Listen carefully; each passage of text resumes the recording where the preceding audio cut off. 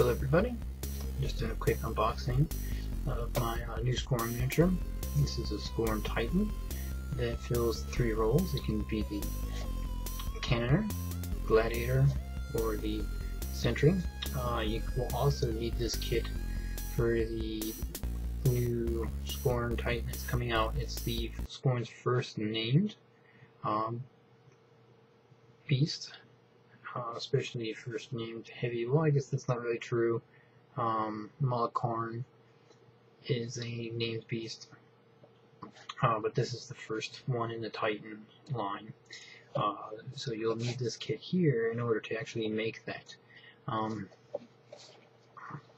So on the back, they show you how to assemble each one of the different variants of the miniature.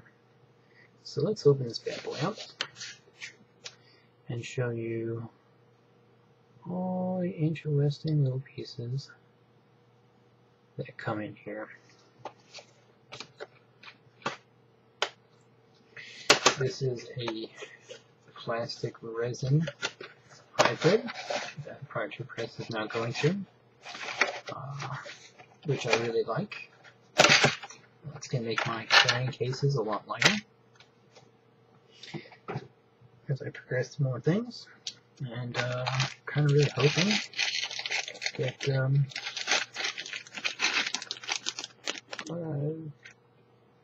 the details going to stay. And so far from what I've seen in my last unboxing that I'll be uploading for my memo, the plastic really holds up very well and keeps the detail. I've changed the sculpts a little bit on these miniatures, and that was probably just so they can make kits like this. And I kind of like these kits because you can magnetize these, and for one beast you can have 3 options. And that's what I'm going to do. I'm going to magnetize this, and I'm going to magnetize it so that when that other new named beast comes out, I can just put magnets in that, and I can hop between whatever I need. So, as always, cards on the bottom. This little finger holder popping up. Taking a look, here's the Cannoneer. Armor 18, defense 12. 4 rack, which really sucks, but if you can stand still, his rack can go up to 6. Now with the new Cyclops that has the scatter cannon, you basically get snipe, and you can make the range 12 go to, I think it's for range 14. It might be plus 4 to range, so it might be 16, but I think it's like plus 2 to range. The 14 is pretty decent, especially when you're talking about a POW 15 with an AoE blast of 3. Unfortunately, the rate of fire is 1, so you can't really force him to shoot more than once. But he's got 4 fury, so you could basically shoot, boost a hit, because he's got low rat, so you're more likely going to need to boost a hit. And then you can boost damage, and you got multiple things in your AoE, then you can boost your damage on the multiple things. It's threshold 9, which isn't too bad if he's running with the bronze back, and the bronze back doesn't have to roll a check for threshold. Then you don't need to roll a check for this guy if he's within the 8 or 9 inches that he needs to be in for that. He's got an Animus of Diminish. Any all within 2 inches of this model, enemy models -2 strength. Diminish lasts for 1 round. That's pretty good if you know your guy's going to get clobbered next turn by Mr. Billy Badass. You can basically get it to the point where you're taking 2 less damage. That can be very effective. And then this is right here is pretty standard for most Titans, the bull-headed and tusks and hard-headed. So really no reason to go too far into depth with that. This here is the Gladiator. This is the main workhorse for the Skorne army. Armor 19, defense 12, rat is 3, but he doesn't shoot anything, so it doesn't matter. Mat 6, which kind of sucks, but strength 12, speed 4. All Skorne beasts are pretty much slow. 4 fury, 9 threshold. Once again, same thing. If he's near a bronze back, and the bronze back doesn't have to roll threshold, then he's not going to have to His Tusk is POW 15, then his Gauntlet attacks. His POW 16, he's got 2 open hands, so he can do 2-handed throws, which is pretty good. His enemies is Rush, which gives him Pathfinding and +2 movement for the cost of 2 Fury, which is pretty good. Really helps your army get around to be more mobile, plus makes these guys a lot faster. He, just like the other one, has the Bold-Headed. He also has Follow-Up and Grand Slam, which is a great combination together. Follow-Up basically lets him get to move up after he slams to the same amount of distance that the other individual is. So you can basically slam a model to maybe get next to a caster and beat the crap out of a caster, or knock that model into a caster and then still finish off the monster they've beaten. Now the other caster's like, oh shit, I got a giant Titan sitting right here. I'm in trouble, and I probably just took, and they maybe just took some damage from that creature getting slammed in there. And then he's got Hard-Headed, which basically your slam attack, instead of just doing strength, is the actual Tusk attack, which is 15 POW strength instead of 12. Then you got the Sentry here, same Fury, same thing about being near the bronze pack. Nice thing is he's got a shield, so his armor says 19, but it's actually 21, which is very impressive. That's pretty much like, I think 1 point lower than the highest Kador Warjack's armor. His defense is 11, so slightly less than the other guys, but that's because he's big and heavy. Rat is important for this model. Rat is 5, which is worse than the Gladiators, but you know, you can still boost the hit and everything, so that makes up for it. Still slow as balls, but speed 4. Shield is POW 13. His Herald is POW 16, so the same, but he has reach, unlike the Gladiator. And then his Tusk is also the same. Then you go back here, he's got his enemies, cost 1, self. Enemy Warbeasts or Warjack models. And this model's melee range can only advance directly towards it, so this can basically stop somebody from charging your caster, because now they have to come towards your model. And since he's got reach, he needs 2 inches, so you can basically purposely put a charge lane out and do a 2-inch thing and pretty much kill somebody's charge to your caster, and just kind of basically do that so you can dinkle them out there, make it to where they have a failed charge, and when they have a failed charge, they lose the rest of the activation on that model. So you just basically, if it's a beast, you threw Fury on a beast, which isn't too big, but the caster might not be able to now get all the Fury on the beast he was hoping. Might be able to get a caster kill on a Jack. You might now, he might have used 1 focus to charge, and now he doesn't have, you know, he might have 2 more focus on it. That just now became 2 dead focus that he didn't get any use out of. Making it very ineffective focus that turn for him. So Sentry's got Brace for Impact, which when he slammed, the distance rolled, it reduces the distance rolled by 3 inches. So if they slam you for 6, you go 3. If they slam you for 3, you go 0. So it pretty much makes it where he doesn't really move too far when somebody tries to get him out of the way. And he's got set defense, so when somebody charges him, they get a -2 to their slams, charge, and other power attacks rolled against this model. And then he also has the Hard-Headed with his Tusks, same thing, where it basically gets the Tusk damage instead of his strength for slamming. So that is those beasts. Let's open up this bag. See some of the bits. So here's the cannon. A little chunk of flash, but not too bad. Not too bad to get rid of. I see some old lines, but none of them are to the point where I'm going to lose sleep over them.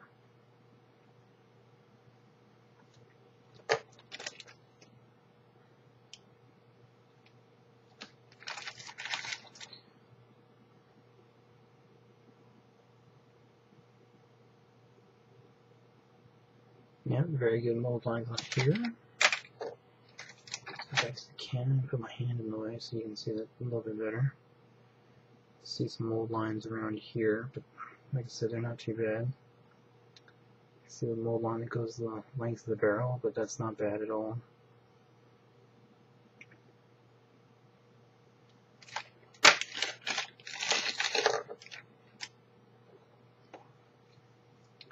Here's a bro shield, and the mold line is actually here on the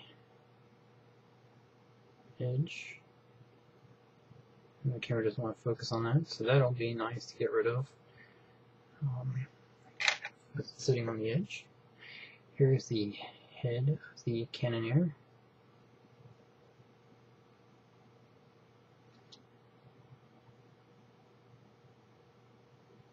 Why don't you want to focus for me anymore? Little nub there to get rid of. That's not too bad. The mold lines running here aren't too horrible. Can definitely live with those.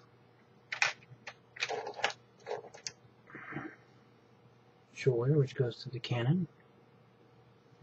Which will make me have to actually magnetize the whole arm, the right hand side. So those will have to swap out.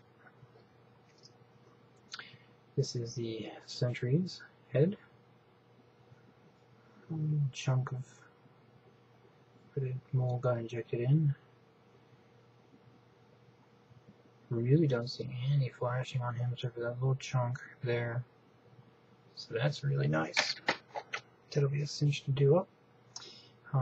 Right hand for the Cannoneer, that's where the cannon goes into place.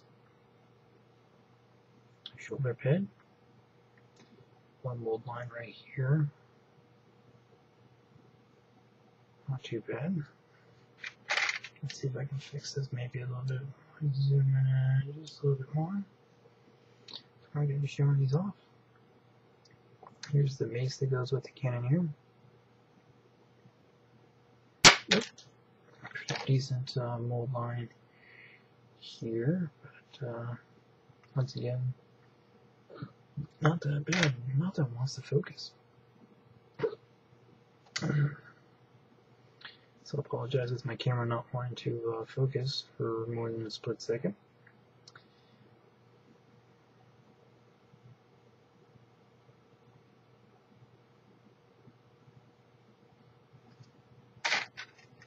Let's go ahead and manual focus.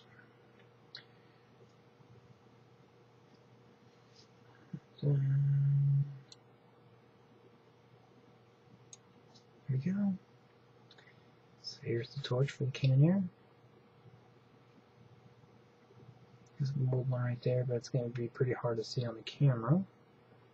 Which means it won't be too hard for me to get rid of and disguise it. A fist here. You can see probably belongs to the Cannoneer. So a small mold line on there, it's not too bad. That's definitely the Cannoneer. It's the small hand holding the cannon ball.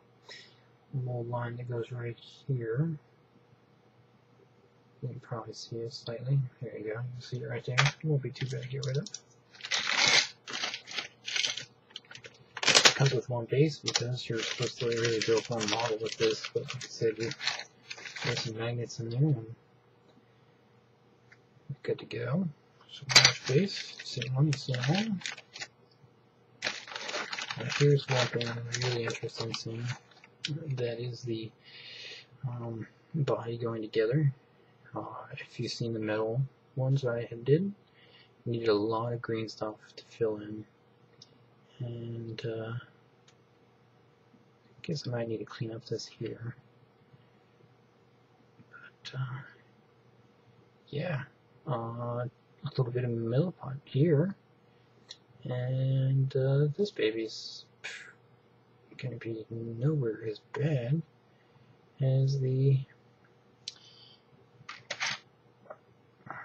obviously there's a little bit of flashiness, this won't go through, but yeah, that's going to be nice. So I should just go right in place. Yep, it goes right in place. So I do have to say I like this plastic match way better. And tassels than the old ones. So the flag goes right in place, and really no need to magnetize other than maybe an issue of height. But I think my magnetization way of doing things will work just as well on here as it did on the male miniatures. So I'll probably follow that through. A little piece of extra part here, but mold line to go right there, not too bad. Mold line on top there, pretty much the same standard places as the metal. Gladiator head, mold line goes straight down the center there. They changed this middle area. It used to be nice, kind of like scroll type working. Now it's kind of just indentations there, but that shouldn't be a big issue. It's just a slight change. Won't make a horrible. We won't make anything horrible. Of course, I throw a head back down there. The only thing that's gonna suck is they only give you one set of tusks, so you have to just use one head, or sculpt yourself a bunch more tusks, and the tusks are loose like they were in the metal miniatures. There's a lot of play in here, so usually a little bit of green stuff. That's what I was doing for my tusks to kind of get them in place, and then so you couldn't see the edge, and they're kind of wrapped around, make it look like it's flesh in there. Mold line that goes around the center of it. But once again, the detail's really good, and this right here is a godsend. The arms are smooth, so they're gonna go right on with no problem. Setting up magnets going inside there is gonna be nice. Gauntlets, they've changed the gauntlets a little bit. They look a little bit more spikier, a lot more cooler. Kind of would be nice to see a strap there, but you know, losers are choosers, so what should we be?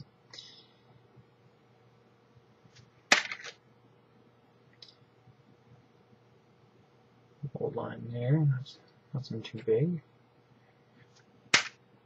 Yeah, these should take magnets really easily.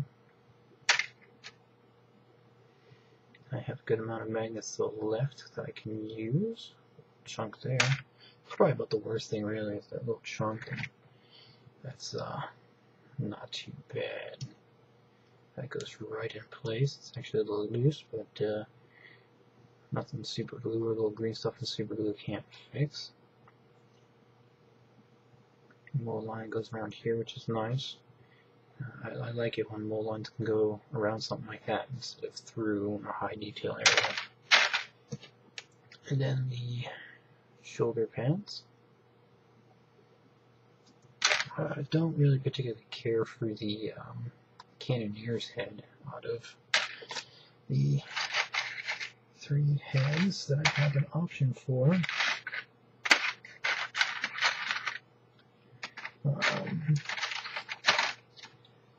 If you ask me, out of the 3 heads,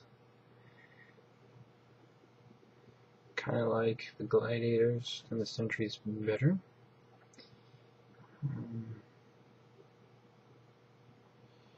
I'm not sure which one I'm going to go with. Like I said, I only got one set of tusks to throw in, unless I sculpt me some tusks or somehow acquire tusks. Something about this one makes me think he belongs on the short boss with the way his helmet and face looks. Doesn't look anywhere as cool and or as intimidating as his fellow bros.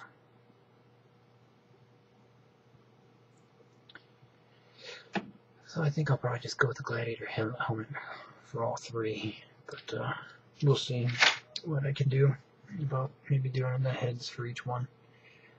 Well, I'm sure this took a lot longer than I thought it was going to, but I wanted to become somewhat thorough, especially for my fellow Skorne players who are probably looking at picking up more beasts. This is definitely the way to go. You'll be saving a lot of time, a lot of money for not having to buy green stuff. And since you can make 3 miniatures out of this, this is great.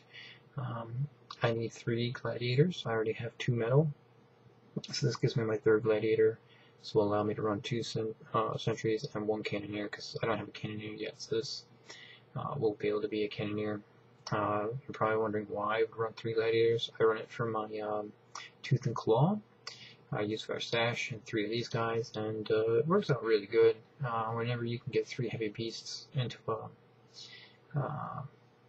tooth and claw is pretty devastating to your opponent.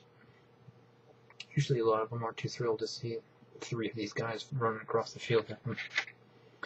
Well, I'm going to leave it there, and have any questions, please feel free to ask. Happy wargaming, everybody. Talk to you later.